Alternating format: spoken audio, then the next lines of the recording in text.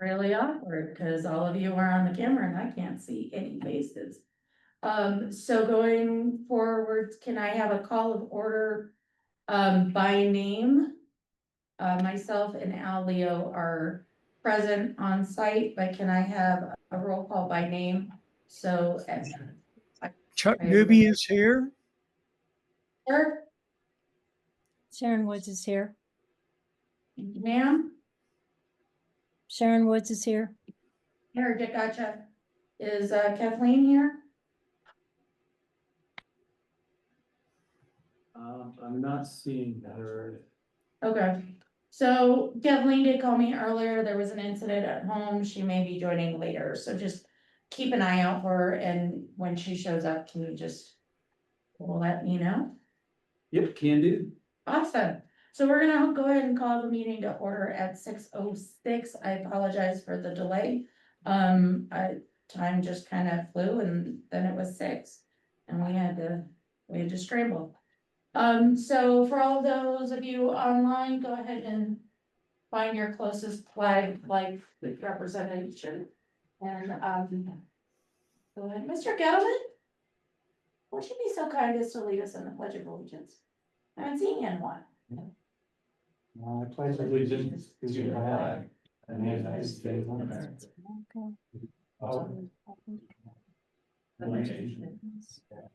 Indivisible, with liberty and justice for all. And then who is reading our moment of Unfortunately, we do not, it's been a bit of a challenging, we do not have that prepared. I'll take that, that's my fault. So, Yes. we've had a few things that going on. been busy? It's totally okay.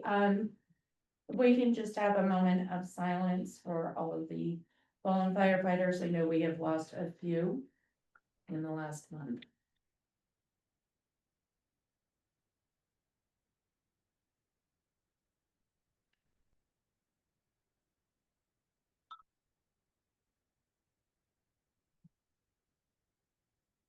Thank you all very much. And, Kathleen, so she's. yep. Jake, can you look for Kathleen? Yep, wait, yep, she's here. Fantastic. Hi, Kathleen. Can you hear me? Thank you, ma'am. Yep. All right, so we are on to item number 4 on your agenda, directors. Additions, deletions to the agenda. Are there any additions or deletions or changes to the agenda? I have none. Director Newby or Director Newman? No, I don't have any. Okay. Under new business, the 2024 annual report, that was not, we did not get that printed out and put together. There's no board action with it. I just want to go over it. I'll email it to you guys. We can talk about it next month. Just, yeah, that's okay. We'll go ahead and strike 2024 annual report and move that to next month's agenda. So hearing no other additions or changes, deletions, I will entertain a motion to approve the agenda as stands. Motion to approve the agenda stands. Thank you, Mr. Leo. I need somebody from the audit, from the. Second the audit. motion. Thank you, Sharon. All in favor signify by saying aye. Aye. Thank you.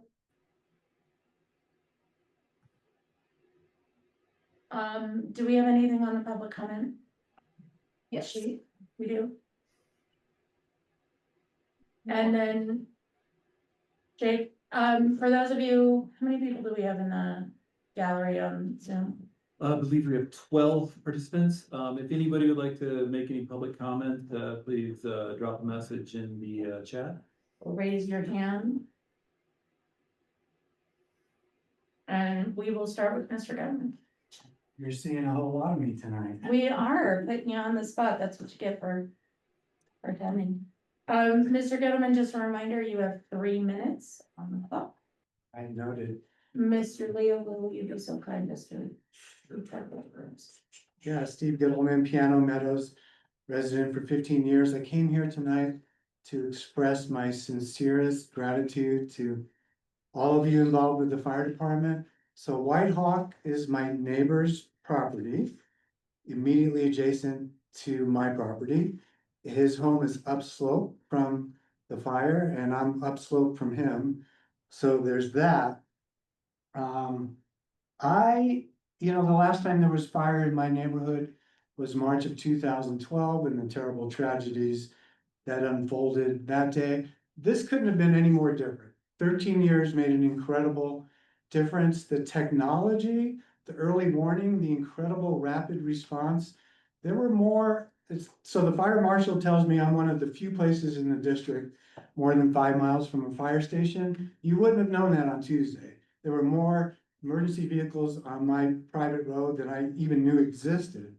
And other, resources like helicopter assets. I'm not sure if we had that in 2012, at least not, that rapidly accessible. So just an incredible change. And these changes happen when fire departments change with the needs of the community. When this reinforces the need for unification and doing necessary things, some things that will take financial resources, and the citizens need to step up for that.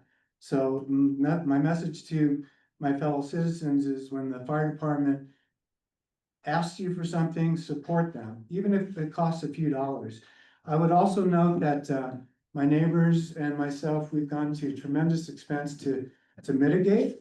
And I felt really secure that if there was fire in my neighborhood, I could stay in my house and be safe. Although there were 5 park rangers staged at my road, ready to knock on doors and get us out of there.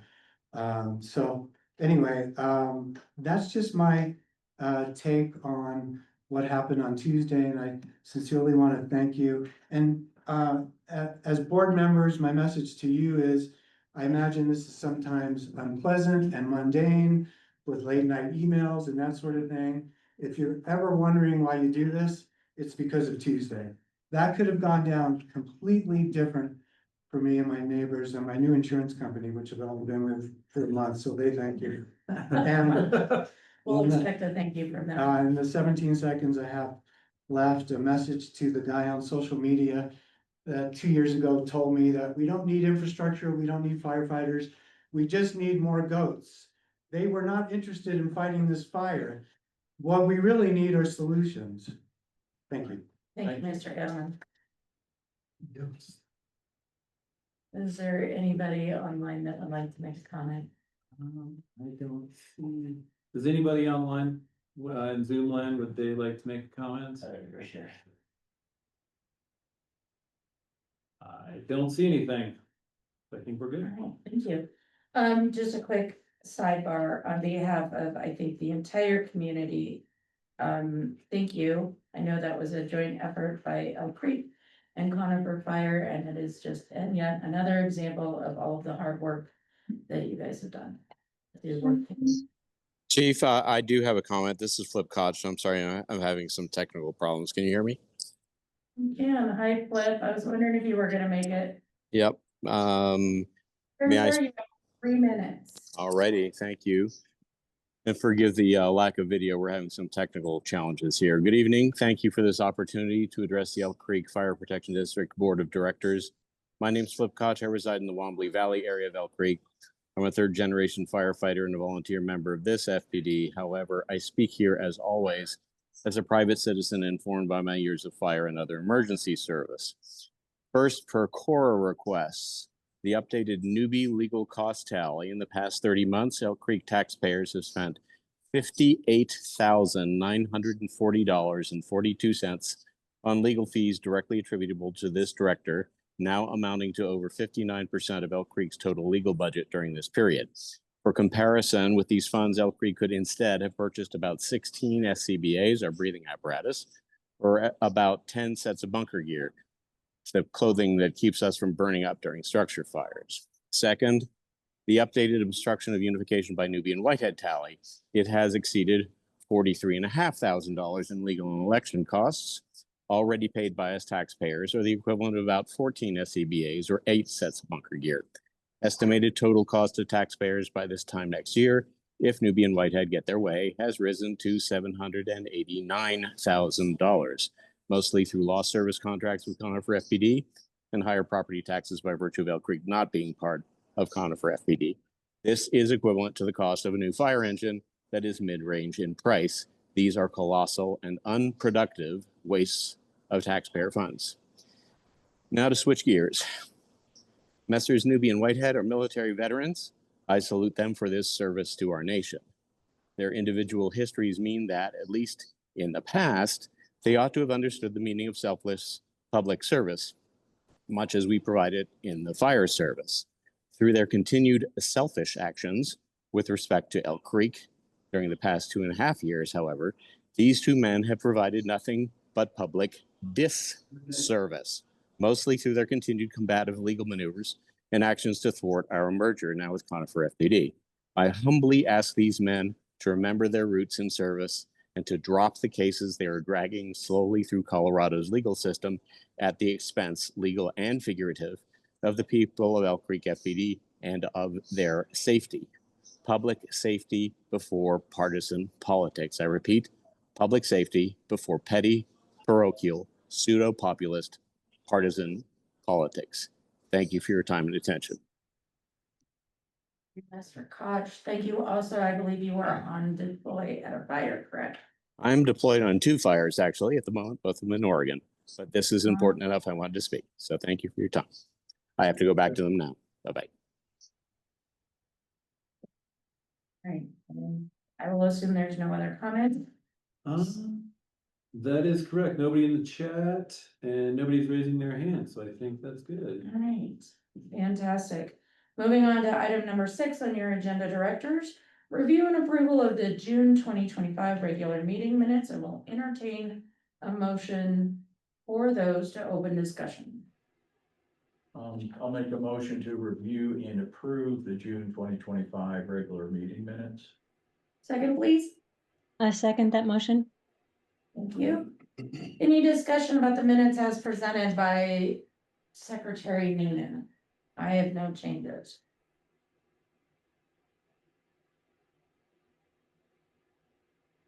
No. Ellen? I have no changes. Okay, Director Newby?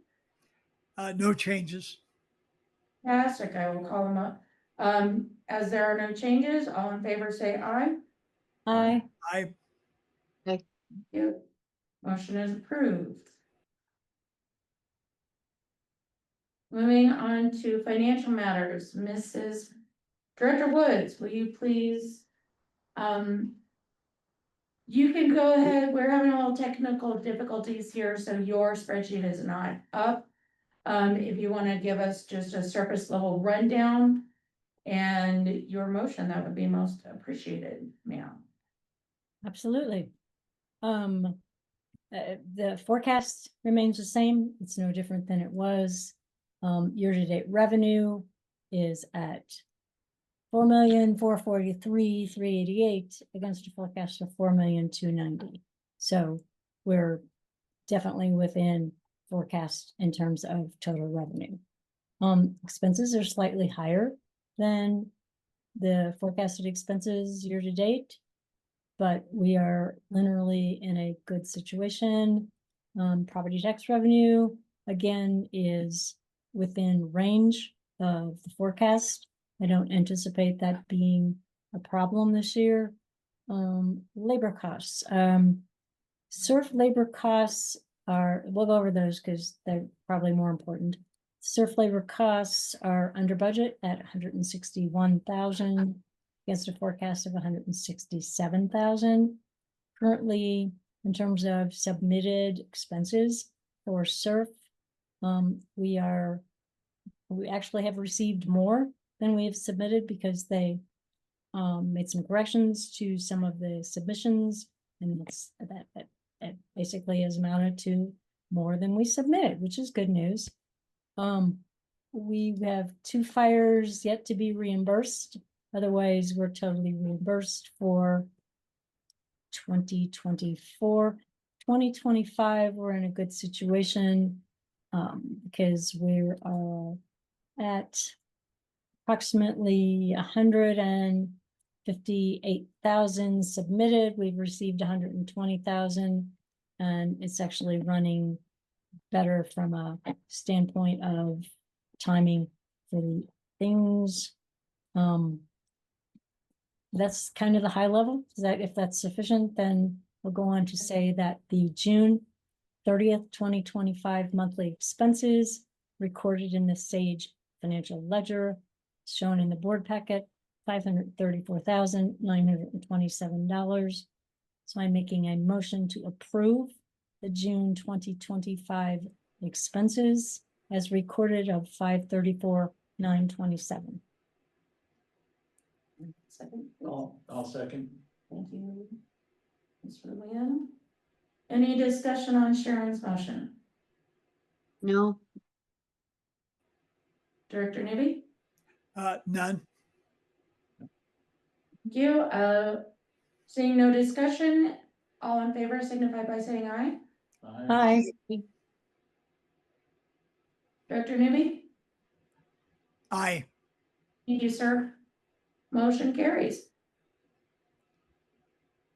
Moving on to Chief Ware's report. All right. So summer's obviously started in the district. We have, interestingly enough, we've been very busy with a record number of car fires. We've had 6 car fires in the last 4 weeks. It's a new record. Usually we average 3 a year. We have no common denominator. Everything from old 80s pickups to a newer electric vehicle. Everybody's been hustling with those. During the same time, fuel conditions have stayed moderate. So even with significant spotting, we did have a car fire at the bottom of Shadow Mountain that blew out a tree. We had ember cast from that was almost 60 feet from the actual fire. And it's still, the fuels were not receptive. So all the fires have stayed small. The Conifer Wildland Division received a grant through Colorado State Forest Service for an intern, and she has started for the summer, and she's assisting with some mapping projects. And as fire conditions, again, stay moderate around the district. Across Colorado, fires are now growing and starting to pose significant containment issues. We've got firefighters assisting other agencies in the state with wildland fire suppression. As the summer moves on, we'll continue to monitor fuel conditions in the district to determine if resources continue to travel out of our district. Right now, we're supposed to have the moisture is going to continue through the weekend, then it's supposed to dry out, then the monsoons are supposed to come in. So hopefully, with where we're looking now, over the next probably month or so, we should stay in a moderate fire condition. Operations, we had 57 hours of volunteer staffing at Station 1, 3.7 members per call, 21% of the calls overlapped, 28 calls, and the average response time is 8:17, about normal.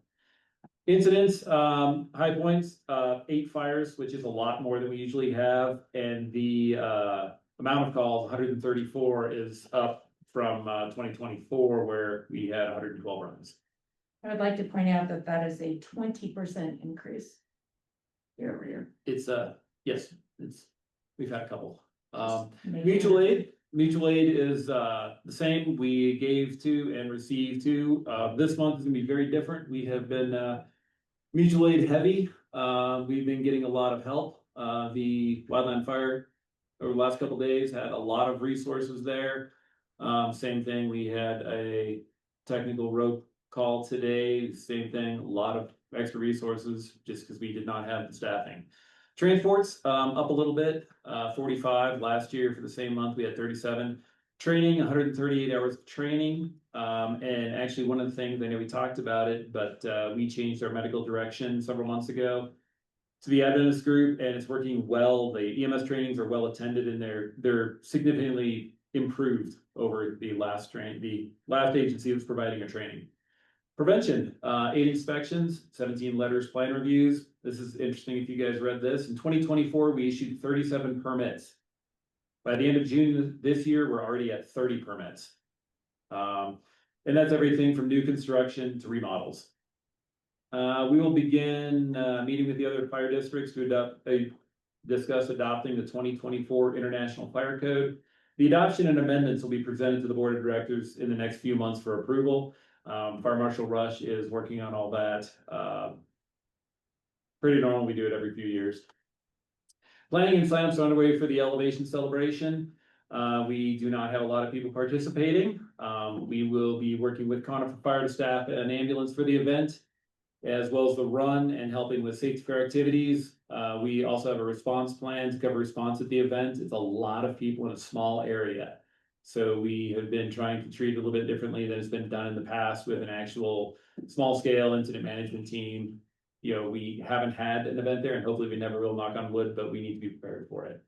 For the second year in a row, our honor guard is going to be presenting the colors for the national anthem at the walk run, which is pretty exciting.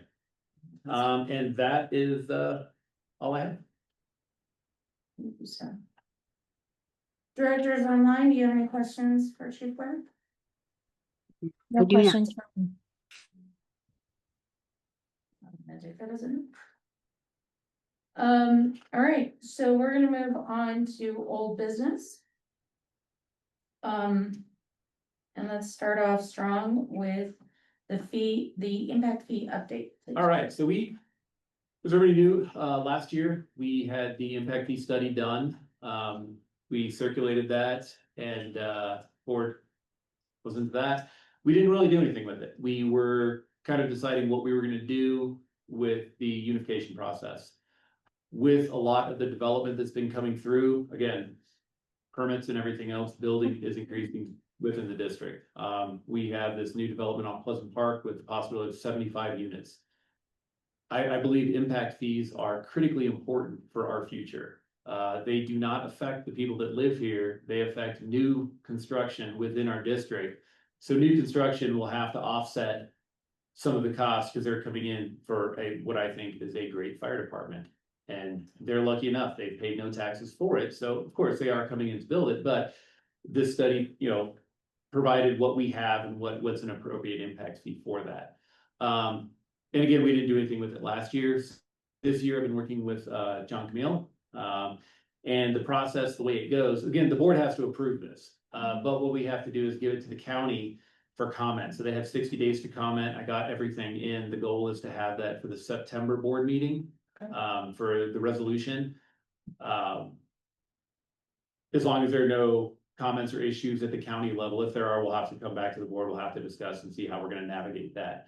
But for the short term, the goal is at the September meeting, we'll have a resolution to see if we can adopt those impact fees. Again, I think it is important. I think it's the right thing to do for all of our current residents that have been paying taxes and building our fire protection district. Great. I look forward to seeing that in September. I think the rest of the board does as well. And I'll be able to send out total packages. We've already got the resolution drafted and all that. We'll just send that out. I mean, it's pretty standard fare. Everybody saw the fee schedule and all that stuff like that. Yeah, Great. more to come. Fantastic. Directors, do you have any questions? No, Fantastic. Moving on to the proposed final version of the 2025 Elk Creek Fire Protection District bylaws. So I just want to confirm Attorney Camille is on Yes, as ma'am. well. He's ready. Okay, awesome. This is where I need you, John. So just to give everyone on the board and in the audience a rundown of how this proceeded. So several months back in May, I solicited a subcommittee of the board to review the existing bylaws, which had not been updated since 2018. And that committee consisted of Director Leo and Director Woods. They went through the bylaws and presented an initial draft to the board at the June meeting. Subsequent to that, they circulated a final draft of the minute of the bylaws for the last and final comments from the board of directors. Everybody had a week to respond, at which point those comments and suggestions were reviewed, taken into consideration and either added or not. That final document was submitted to Attorney Camille for his vetting review and vetting on the bylaws as presented. So on Tuesday, was it Tuesday of this week? I apologize, I don't know the name. When you sent out the Oh, final, no, we sent out on, it was sent out. was it Friday? I've got it here. It's been a minute. We've had it for a sufficient amount of time. Yes, it was sent out on, July the 16th. Fantastic. So everybody received it in due time. Everybody had a chance to comment that sits on the board. Attorney Camille has had an opportunity to review that. So I am saying all of this to be very transparent that I do not want to spend exhaustive amounts of time reviewing a document we've had 2 months to review. So at this point, Attorney Camille, before we go into a motion in a second, can you please give us an update and your official legal opinion on the final draft of the bylaws that were distributed to the board of directors on the 16th of July? Yes, certainly. Good evening. Can everybody hear me okay? Yep. All right. So yeah, I think the process worked well. Appreciated the feedback from the board. I was able to review that, provide feedback, and have a conversation with directors Leo and Woods to come up with this final draft. So I am comfortable that this draft, as presented to the board this evening, addresses in particular, all of the necessary legal updates and some of the practical updates that were raised by the directors, and don't have any concerns at this point from a legal perspective. But again, certainly happy to answer any questions on this final draft, but I am comfortable with this draft as presented. Okay, and as a point of clarification, by section 32 law, there's nothing in this document that is illegal. That is correct. Thank you. Okay, all of that being said, I will entertain a motion to approve the bylaws as presented by directors Leo and Woods. Motion. This is Kathleen. Kathleen, thank you. Second, All right. Which now opens the floor for discussion.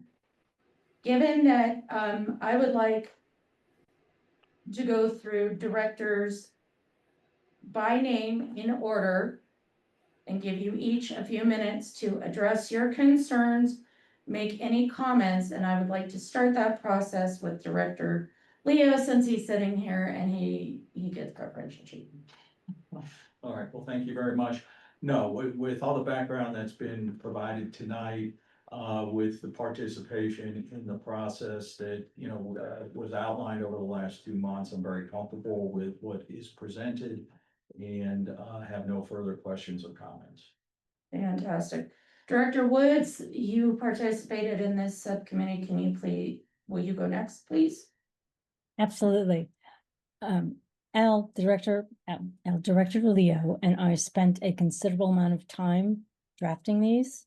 We went over our draft with Mr. Camille to make sure that everything was legal and that he had no issues with what was being presented. He basically said he had some comments. Those comments have been incorporated in the version that was distributed. I am totally, absolutely comfortable with what was distributed this evening. Thank you. Director Noonan. Hello. I am completely comfortable with the bylaws as presented and reviewed by Attorney Camille, so I have no additional comments or questions. Okay. Director Newby. I would like to first apologize for not responding to your email. I saw it this morning. I knew that this was going to be a discussion point for tonight. So, I know you have some comments, so your turn. Yeah. You all have my comments. I input a number of comments in earlier drafts, and then I submitted comments earlier this week. And not surprisingly, I disagree very vociferously with Attorney Camille's characterization of this set of bylaws. And you have those comments that I've made, you have in writing, so they are on the record. My real concern here is that there are a number of provisions that attempt to control the behavior of directors, and specifically this director, which is not surprising given the history of this board. So I've had a outside legal review of the bylaws, and I flagged the provisions that are problematic. They are unlawful in my outside counsel's opinions, several. And so obviously I will be a no vote, and my comments are, again, on the record. Okay, so I'm reviewing your comments here.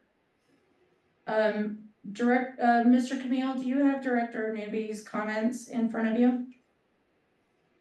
Yes.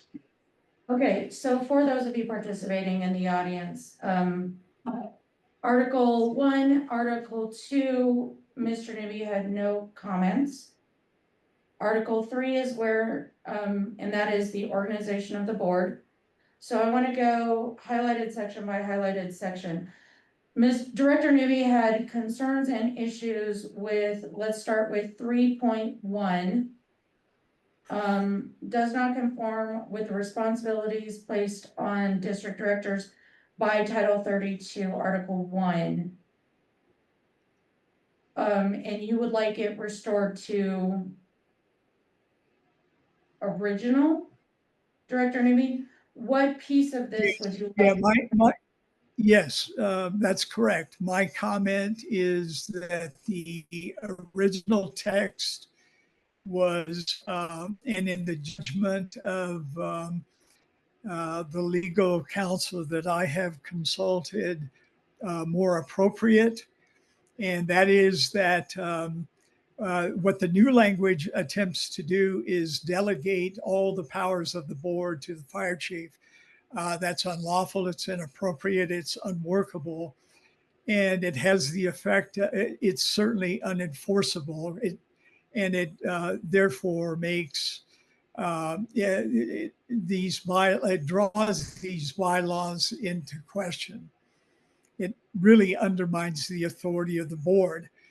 The buck stops with the board. The board has the authority under law to do and to effectuate all of the duties that are described in that paragraph.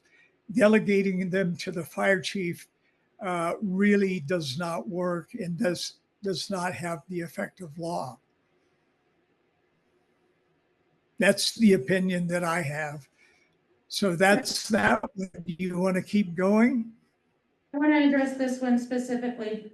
So the way I interpret it is that, and I have seen this in other instances, is that it is and correct me, Mr. Camille, if I am wrong, it is the job of the board to act and set policy for the fire district and monitor and approve financial spending for the district. And it is the responsibility of the fire chief to manage the fire district. And it clearly states in 3.1, under the ultimate supervision of the board. Is that correct, Mr. Camille? Yes, that's correct. Okay, And thank you. I would point out the introductory clause to that paragraph as well does state, unless specifically required by law to be performed by the board. So there's the retention of any directive, for example, like the budget. You know, that's a board function by statute. So the remaining language on the delegation wouldn't impact the budget process, for example. And then, you know, generally I would note that while the board is the default, of course, authority to yield any of the statutory authority, it absolutely has the discretion to delegate that authority as they deem appropriate. So, in my opinion, this still strikes a balance on maintaining legal requirements, providing a delegation of authority, but still maintaining that the district has the final oversight of any action. Okay, thank you, sir. Moving on to 3.2, Director Newby, you make a comment under that you believe it should be should be replaced with should in 3.2. I am actually okay Yes, with that's- that. I'm okay That with is that. correct. Semantics, as I stated when we presented the ethics agreement, that under, as board president, I would not make it mandatory. I think everybody should participate in an ethics position voluntarily and not be forced to behave in a specific manner. I think that the word shall, I understand where Director Newby has made this statement, and I would be okay with replacing shall. And it looks like it is 1, 2, 3, 4 times in section 3.2 with the word should. But I didn't write these, so that will, Director Leo, do you have any opposition to replace it with should? Well, as I look at it, the word shall sets an expectation. It still does not require that a director do that particular thing, but it sets the expectation. And I think part of the objectives that we were trying to do was to promote adherence to bylaws and ethical behavior. So that's kind of my thought about why it, I think it should remain shall. Mr. Camille, if you can just give me a point of clarification, when reviewing legal directives from court orders, shall is a definitive instruction, may leads to a more subjective implementation. Is that correct? Yes, generally speaking, shall would be, requiring, an action essentially, and may would be considered permissive. Okay. And the reason I bring that up is that's kind of that's how I view it. So I'm fine with that. Okay, Directors Woods and Noonan. Are you okay with amending to should instead of shall? Can I ask Attorney Camille a question? Of course. What's the difference between shall and should legally? I would say should generally would be more permissive. Generally speaking, in a legal context, shall would be a hard and fast requirement, versus should would be more consistent with the use of may. Gotcha. So I just find it interesting. I'm just gonna comment that we have to fight over using the word shall when we're asking people to be ethical. So I agree. Well, I'm still talking. I think shall should stay. I like shall. So that's my position. may I speak now, Kathleen? Then I would like Director Wood's opinion on it first, and then we'll go back to you, Director Nudie. Fine. Thank you. So this was something we went over with Mr. Camille. Went back and forth, and we settled on shall because it's not something that you want to say, oh, it's okay, maybe.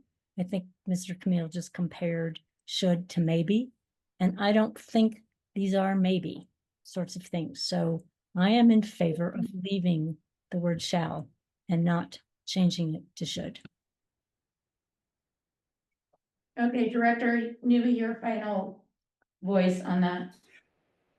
Well, again, this is a, um, in order to make the bylaws effective and binding on each of the directors, we need to think of shall and should and may in the very legal sense. So, inasmuch as this is a legal document that is meant to be binding on all of us, binding on the district, binding on the directors and the employees, um, but especially, of course, on the board and board members, I think we have to get the legalities right. Otherwise, we undermine the authority of the bylaws and also the authority of the board, the authority of the district. So leaving shall in there, number one, that makes it unenforceable. And so what's the point? What's the point of having bylaws that are not enforceable? Director Newby, I have a question. Why does shall make it unenforceable? Should, to me, makes it unenforceable because it's No, see come ka. no, Give her no, the opportunity to it's finish. the outside counsel that I have consulted point out that shall is, as Mr. Camille points out also, is a directive. So this would, in effect, the word shall in each of those areas of director conduct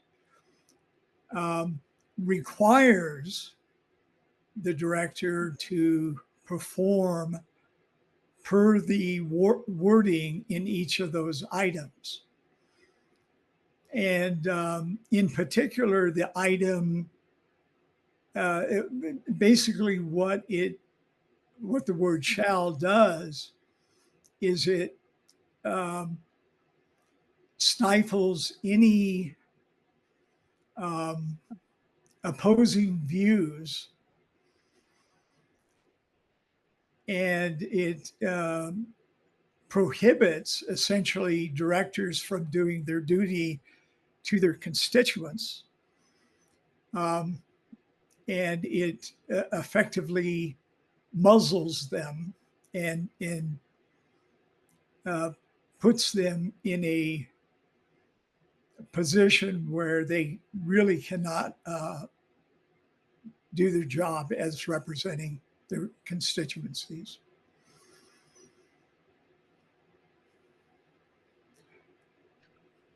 Okay, So that is the reason. okay. It's not that we shouldn't do these things, we should. But the requirement opens up each of the directors as being accused of, well, you didn't do this or you didn't do that, etc.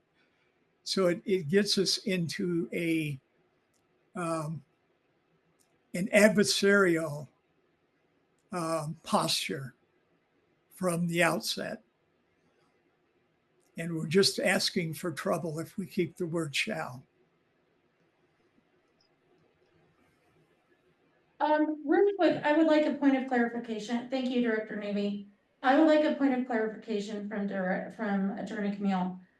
If I am not mistaken, there is a provision in Title 32 that prohibits directors from acting as directors against the district once a decision has been made. We all know that as individuals, you have your own opinions and your own voice. But as a director, once a decision has been made, you cannot go in conflict of a decision made by the board as a director. Is that correct, Mr. Camille? And I'm referring to a memory about a Highlands Ranch situation a couple of years ago.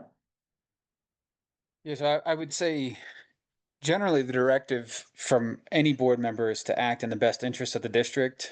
And through your service, that comes with a duty of loyalty and a duty of care, as well as the general fiduciary responsibility. So I would say in clarifying that, there's not an express statutory provision that states what is in 3.2D, which I believe is the primary provision that Director Yeah. Newby is calling out. So that is not a specific statutory provision. But generally speaking, that's always a recommendation from a policy perspective that we provide when we talk about the duty of care and duty of loyalty and how a board should function appropriately when the majority makes the decision. And ultimately that comes down to, issues of just efficiency, not kind of constantly rehashing things once the majority is spoken. But you also just generally have to acknowledge the reality that the board functionality is through the majority, right? No individual director has any individual authority. Ultimately, once there's majority board action, that should be respected. With that clarification, thank you. Yeah, Attorney but Camille. Excuse me, Director Newby. could I speak? Donnie? No, I want will to be speak brief. to that.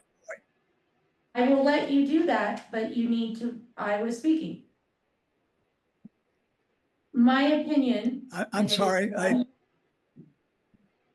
Director Newby, please wait, I will get to you. My opinion. yes, and it go is- ahead. Thank you. It is one opinion of this board. I would prefer to see in section 3.2, the word shall to be replaced with should. People choose to follow ethics and have manners and morals. Those are not enforceable. So I am with this one particular situation in this one particular moment. I agree with Director Newby on 3.2. And that's what we're talking about right now. Director Newby, do you have something to say? Yes, sorry, there's a little bit of a delay, so I didn't mean to step on you. Truly, I didn't. So I apologize if it came off that way. Sorry about that. Thank you, sir.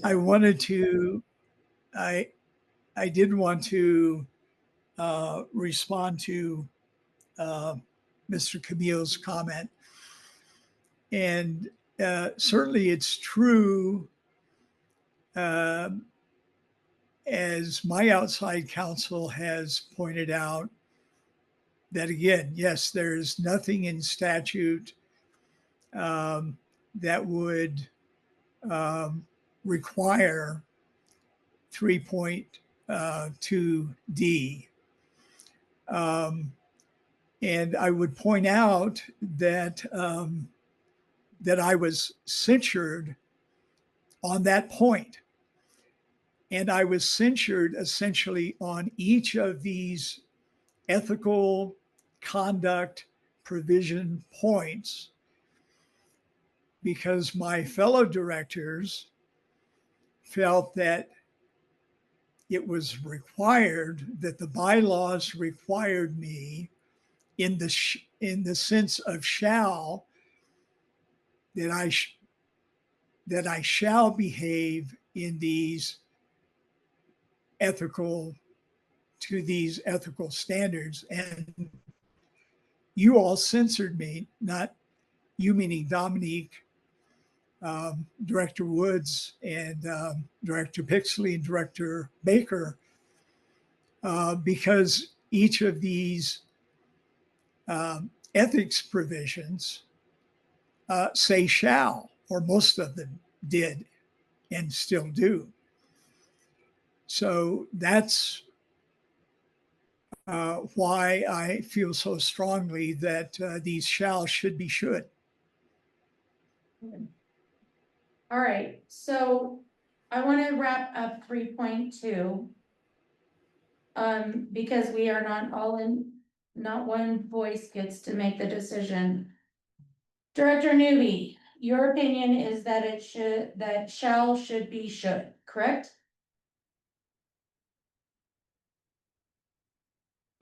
Yes, correct. Director Noonan, can you speak to your opinion? Should shall be replaced with should? I think shall should stay shall.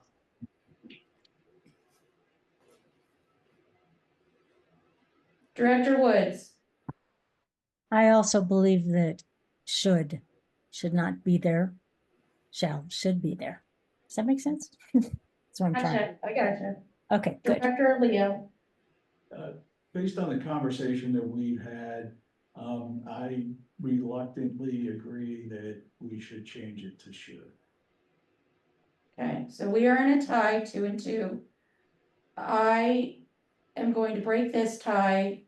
I vote that the word shall should be replaced with should.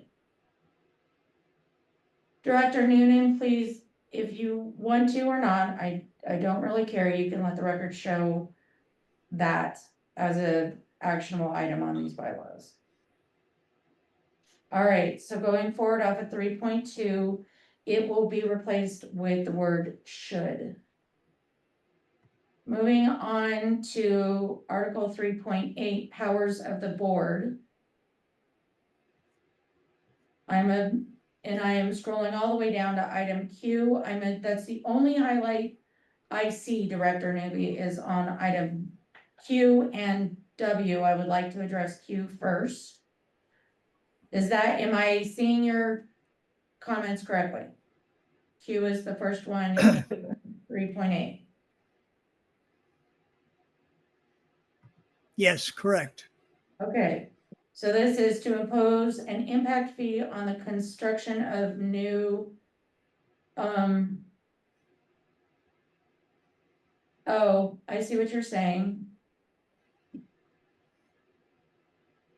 And I am because we have not approved the impact fee because it is subject to county approval as clarified by Chief Ware. I do believe at this time that should be removed from the bylaws. We can always amend the bylaws later and add this. Is there any opposition to that? I'll just state for the record that yes, I would be. This section is purely a recitation of the various statutory provisions in 32-1-1001 and 32-1-1002. So all of these are not anything that the board or district are actually in fact doing. These It are is things simply we're allowed. What was that? These are things we're allowed to do. Yes, this is just Okay. the permitted statutory authority of any board. So it's not tied to what is in fact going on at any given time. And ultimately, because of the fact that I'll say, just as a little bit of background, because directors Leo and Woods had kind of the benefit of me talking through this, is that we don't necessarily always see the entire list like is set out in 3.8. Because I mean, really all that is essentially copy and pasting 1001 and 1002 into the bylaws. Some just do that by, incorporation by reference to the statutory citations. But in keeping with the approach historically, which has been to just list them out, to me, the authority to decide to impose an impact fee is an important part of a fire district statutory authority. It does not mean you have to, it doesn't mean you will, but this is simply a recitation of the statutory authority of the board to decide to impose an impact fee at any point in the future when you as long as you fulfill the procedural requirements of Title 32. So that's the background on that. Okay, then thank you for that clarification. I think that was important. Then I actually I rescind my statement. If this is copied directly from Title 32, then that answers that question. Do we need to go into this any further? Director Newby, I'll give you a minute. No, Okay. that being the case, I'm happy to include that language if,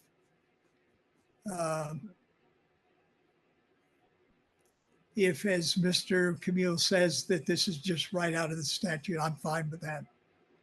Okay, so all right, thank you, sir.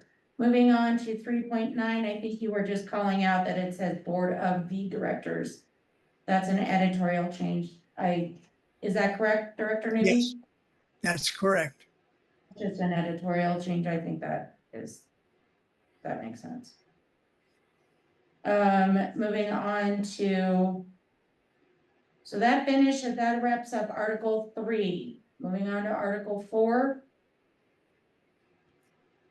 I think you skipped Article over his 4. comments on W in 3.8. Yeah, but isn't W's all part of that statutory language, correct? No. Okay, that's- thank you.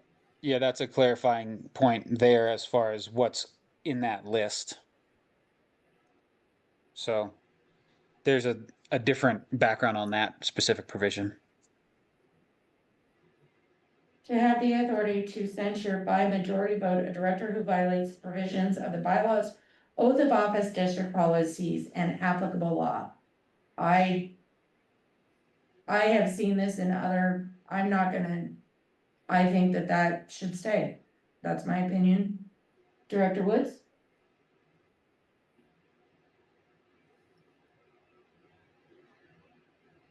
Director Woods, do you have an opinion on that? Sorry, I was muted. I didn't realize it. Yes, I think it should stay. Director Noonan? I'm good the way it is. You? Director Leo? It should stay the way it is in this draft. Okay. Director Newby? So I'm I'm confused. Mr. Camille said that this was just a recitation of the powers of the board that came out of the statute. Are we saying now that W did not come out of the statute? Is that correct, Mr. Camille? W did not come out of the statute? Yeah, that was an addition to the bylaws that's not directly out of statute. So that's a Is it difference. Sorry, what was So- that? Is it legal? Yes. Again, Thank you. the bylaws are a statement of policy that the board is setting. The board has basically a whole slew of implied or necessary powers. And certainly the authority to censure board members is an implied power of the board. And I think it's appropriate to have it recited in the bylaws as a matter of policy when it comes to regulating board conduct. So we talked about this as well, Directors Leo and Woods, as far as it still being an appropriate recitation as for setting out the operational authority of a board. Okay. So Director Sandy, I will give you a minute to comment on that. so Mr. Camille, so each of these items in 3.8, powers of the board, are we saying here that A through whatever it is here, V, each and every one of those comes right out of the statute? Is that correct? Yeah, essentially. Essentially or actually? Yeah, I mean, And so there's the only, go there's ahead, some- sorry, sir. yeah, there's some minor, just like in the order, and it's not like a direct copy and paste, but all of these provisions are pulled predominantly from either 32-1, 1001, or 1002. Okay, every one of them except W. Yes. Is that what you're saying? So why don't we move W back up into director conduct and make it May. just put it up, just remove it or move it up to 3.2 director conduct. Maybe put it at the end or put it at the beginning or whatever. It keeps it in there, I'm okay with that. I'd like to keep it where it is. Okay. Director Noonan, what is your opinion? Move it up or keep it where it is? It doesn't seem to make sense to move it up. It doesn't fit in that section. I mean, the power to censure is a power of the board, not. I'm trying to find the other. Not a director conduct. The power to censure isn't director conduct. It's a power. So Okay. it doesn't seem to make sense to move it. It doesn't fit there. Yeah. But Okay. but W does pertain to director contact. I mean, the very words that it recites here, to have authority to censure by board majority vote a director who violates. So it's directly related to director conduct. Well, so I believe that, John Camille has stated that it is within our authority, our ability to include this as part of the bylaw, should it be approved. And I think the guidance of our council is appropriate here. I think it's in the appropriate location and it should stay. Okay, so just like we did with shall and should, I'm gonna pull the board, so Director Nibby, you would like to move W. Director Noonan, I have recorded you as you think it should not move. Director Leo does not want it to move. I am okay with it, but that's neither here nor there right now. Director Woods, would you like it to stay where it is or move? I like it to stay where it is because I believe it is a power we have, the authority to be able to censure another director. It Okay. doesn't mean there's any punishment involved. It just means that as a board, we have the power to be able to censure another director with a majority vote of the board. So I'd like it to stay where it is. Okay, that all being said, that is 3 no's, 1 yes, it will stay where it is as item W. Moving on, Director Navy, can you help me? What is your next highlight? I think we're into 4. Yes, 4.2, is that an editorial highlight at SEC? 4.2, public meetings. Yeah, either it's supposed to be at CEQA, and you could put a period behind the Q, but you shouldn't put 2 periods behind it. So it's editorial. Yes. Editorial, that's fine. Can you make that change? Where's that? It's 4.2, public page meetings. 9. Yeah. 2, 3, 4th sentence, 4th line. Sunshine Act 1972 pursuant to 24-6-401 at SEC, it just has an extra period.